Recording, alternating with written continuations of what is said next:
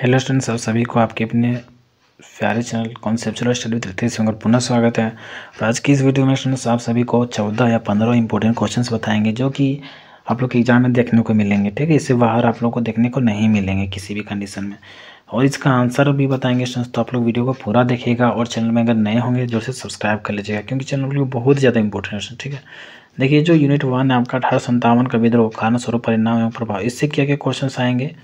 तो 1857 के विद्रोह के कारण, स्वरूप, परिणाम और प्रभाव पर विस्तृत चर्चा कीजिए। ठीक है, हम देखते हैं इसका आंसर। देखिए, विद्रोह का कारण, राजनीतिक कारण, आर्थिक कारण, सामाजिक कारण और सैन्य कारण। राजनीतिक कारण में ब्रिटिश विस्तार नीति, हड़प नीति था। आर्थिक कारण में भारी कर प्रणाली, कुटीर उद्योगों का विनाश था। सामाजिक कारण में धार्मिक हस्तक्षेप, जाति प्रथा का उल्लंघन था। सैन्य कारण में चर्बी वाले कारतूस, भारतीय सैनिकों की उपेक्षा, ये सारा चीज़ था। स्वरूप में देखा जाए तो यह एक व्यापक विद्रोह था जिसमें सैनिक, किसान और जमींदार शामिल हुए। सभी को लूटा गया था ना, इसीलिए सभी लोग शामिल हो गए। परिणाम, ईस्ट इंडिया कंपनी का शासन समाप्त हो गया, भारत का शासन ब्रिटिश क्राउन के अधीन हो गया, सेना में संरचनात्मक परिवर्तन आ गया और प्रभाव क्या, राष्ट्रीय आंदोलन का बीज बोया गया, सामाजिक और सांस्कृतिक सुधारों की शुरुआत हुई। अब देखिए दूसरा नंबर का जो आपका यूनिट है उससे क्या क्वेश्चंस आएंगे। लॉर्ड लीटन, लॉर्ड रिफन और लॉर्ड कर्जन की प्रमुख नीतियों और उनके प्रभावों पर चर्चा करें। तो लॉर्ड लीटन का दिल्ली दरबार, vernacular press act, arms act, प्रभाव क्या था, लीटन की नीतियों से असंतोष बढ़ा। लॉर्ड रिफन, स्थानीय स्वशासन की शुरुआत की। इल्बर्ट बिल, प्रभाव, सुधारवादी नीति से राष्ट्रीय आंदोलन को फल मिला। लॉर्ड कर्जन क्या किया, बंगाल का विभाजन किया। भारतीय विश्वविद्यालय अधिनियम लाया, प्रभाव क्या था, बंगाल विभाजन के कारण स्वदेशी आंदोलन शुरू हुआ। मार्ले मिंटो सुधार भी यही किया। ठीक है, अब देखिए क्या मार्ले मिंटो सुधार 1909 की विशेषताओं और प्रभावों का वर्णन कीजिए। तो मार्ले मिंटो सुधार का विशेषता क्या है, प्रभाव क्या है। विशेषता देखा जाए तो विधान परिषद का विस्तार, मुसलमानों के लिए पृथक निर्वाचक मंडल, भारतीयों को विधान परिषद में शामिल किया गया। ठीक है, देखिए आंसर हम छोटा लिखें समझाने के लिए। ठीक है, इसका आंसर आप लोग को 6-7 पेजों में लिखना है। अब प्रभाव क्या हुआ, सांप्रदायिकता की शुरुआत हुई, राष्ट्रीय आंदोलन कमजोर हुआ, भारतीय नेताओं में असंतोष बढ़ा। अब देखिए मॉन्टेग्यू चेम्सफोर्ड सुधार क्या है। मॉन्टेग्यू चेम्सफोर्ड सुधार की विशेषताओं और आलोचना पर चर्चा करें। तो इसका जो है सो विशेषता और आलोचना पर रिलेटेड क्वेश्चन आएंगे। तो विशेषता में प्रांतीय द्वैध शासन था, डायरेकी, केंद्रीय विधान परिषद का विस्तार था, भारतीयों को प्रशासन में हिस्सा से रिलेटेड चीज़ें था।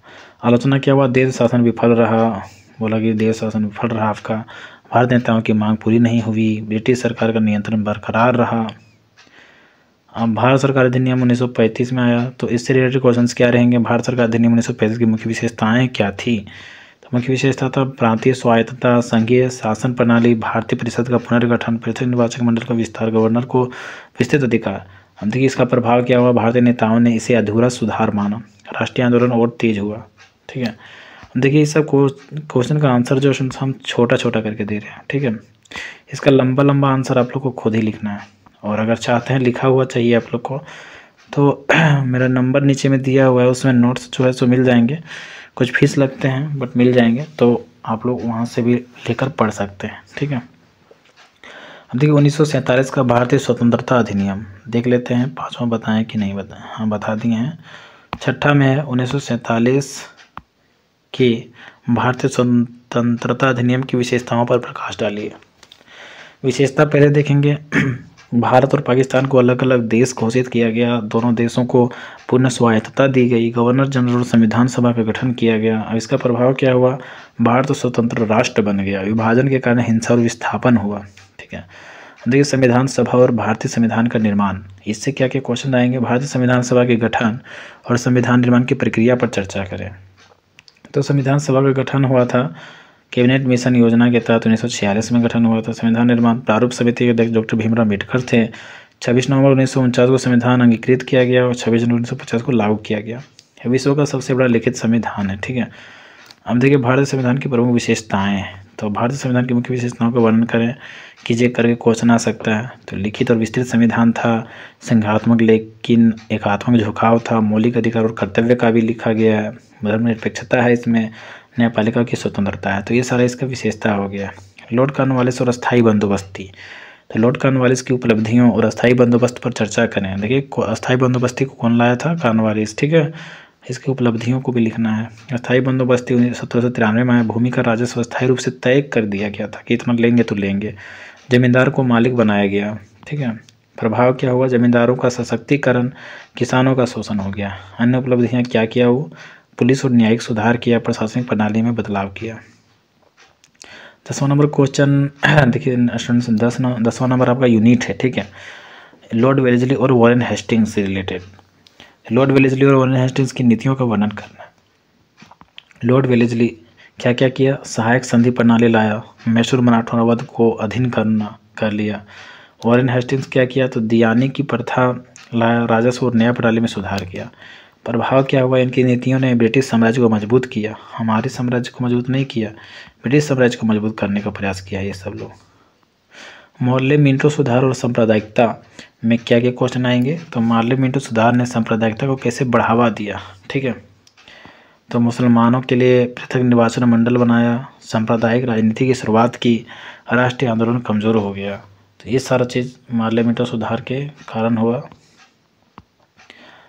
इसमें क्या बोल रहा है? सांप्रदायिकता को कैसे बढ़ावा दिया सो बोल रहा है, ठीक है। अब देखिए मॉन्टेग्यू चेम्सफोर्ड सुधार की आलोचना में देखेंगे तो मॉन्टेग्यू चेम्सफोर्ड सुधार क्यों विफल रहे, यानी कि ये सक्सेस क्यों नहीं हुआ, अनसक्सेसफुल क्यों रहा? तो द्वैध शासन में प्रांतीय प्रशासन बाधित हो गया, इसलिए भारतीय नेताओं की मांगे अनदेखी कर दी गई, इसलिए भी ब्रिटिश सरकार का अत्यधिक नियंत्रण हो गया, इसलिए भी, ठीक है। देखिए 13 नंबर में क्या है? 1935 के अधिनियम में संघीय और शासन प्रणाली कैसे लागू हुई? तो 1935 का जो अधिनियम था उसमें संघीय शासन प्रणाली कैसे लागू हुई? केंद्र और प्रांतों के बीच शक्तियों का विभाजन होने के कारण गवर्नर के अधिकार था, संघीय विधानसभा का गठन, ये सारा चीज़ हो गया, तब लागू हुआ, ठीक है।